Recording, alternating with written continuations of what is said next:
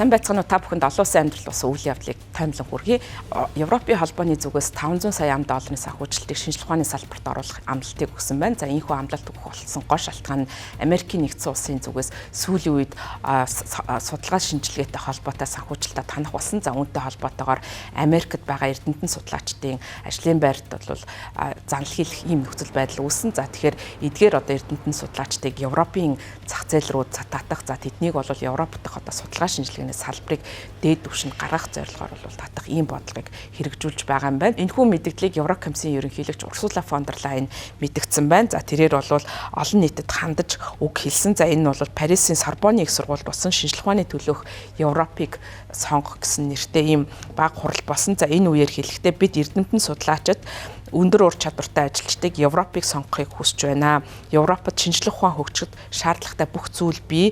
Бидэнд тогтвортой хөрөнгө оруулалт, дэд бүтэц, нээлттэй хамтарсан судалгаа хийхин төлөөх одоо хүчин чармаалт бий гэдгийг онцолж мэдгдсэн байна. За энэхүү хөтөлбөр нь 2025 оноос 2027 оны хооронд хэрэгжих шинэ багц бөгөөд за энэ шинэ багцын хүрээнд Европыг бол судлаачдыг татах сорон золгох зорилготойгоор энэхүү хөтөлбөрийг хэрэгжүүлж байгаа юм байна. За Урсула фон дер Лайен Трампын засаг захиргааны нэрийг тодорхойлж одоо дурдаагүй боловч бол дал байдлаар чөлөөт нээлттэй судалгааг солруулж байгаа нь асар том алдаа болж байна гэсэн ийм мэдээллийг хийсэн байна.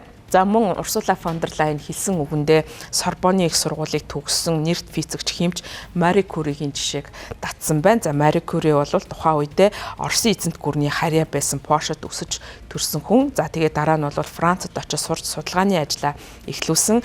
Ингээд 1903 онд Мари Кюри Нобелийн шагналыг хүртсэн анхны эмэгтэй болсон. За мөн 1911 онд физикийн салбарт Нобелийн шагнал хүртэж, хим физикийн хоёр салбарт одоо хоёуланд нь шагнал хүртсэн, Нобелийн шагнал хүртсэн цорын ганц эрдэмтэн болсон ийм төвхтэй. Тэгэхээр энэ одоо жишээг татах замаар Европод, Америкт болон одоо бусад оронд байгаа эрдэмтэн судлаачийг татах ийм зорилготой байгаагаа Европын холбооны зүгээс мэдгдсэн байна. За мөн энэ арга хэмжээнд Францын ерөнхийлөгч Эммануэль Макрон оролцож үг хэлсэн. За тэрээр бол өөрийн орны элит сургуулиудыг зүүнний үзэл баримталж кампус доторх антисемитизмыг одоо хүлээн зөвшөөрч байна гэж буруутгаж байгаа Дональд Трампын шинжлэх ухааны бодлогыг алдаа гэж мэдгдсэн байна. За эдийн засгийн загвар нь чөлөөт шинжлэх ухаанаас ихээхэн хамаардаг дэлхийн агуу ардчлал ийм алдаа гаргана гэж хинч төсөөлөөгүй.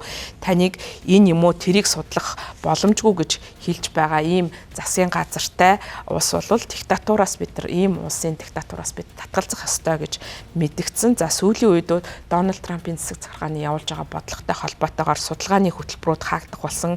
За мөн олон мянган холбооны засгийн газарт ажиллаж байгаа ажилчдыг цомгдгсон. За мөн гадаадын оюутнуудыг улс төрийн үзэл баримтлаас нь болж одоо Америкийн нэгдсэн улсаас албатан гарах ийм үзэл байдал бол бий болсон. За үүнтэй холбоотойгоор бол Европын орнууд үүссэн одоо энэ хоосон орон зайг ашиглаж өөрсдөө одоо шинжлэх ухааны салбараа ихээхэн хөгжүүлэх ийм сонирхолтой байгаа юм байна. За тийм учраас Францын ерөнхийлөгч Эммануэль Макрон гадаадын тэр дундаа Америкийн судлаачдад хандаж Францыг сонгохыг уриалж байгаа юм байна. За Макрон өнгөрсөн сард ихтэй сургууль болон бусад судалгааны хүрээлэнгүүдэд гадны эрдэмтдийг одоо Францд авчрах зардлыг нь гаргах зорилготой ийм туслах санхүүжилтийн хөтөлбөрийг танилцуулсан байна. За 3 дугаар сард Францын өмнөд хэсэгт орших Ай Марсель нэртэй их сургуульд одоо цомтгол өгсөн Америкийн эрдэмтдэд үүд хаалгаа нээх шинжлэх ухаанд аюулгүй газар хөтөлбөрийг бас зарлж байгаа юм байна. За 2025 оны 2 дугаар сарын ихээр Германы Макс Планкийн нийгэмлэгийн ерөнхийлөгч Патрик Крамер бол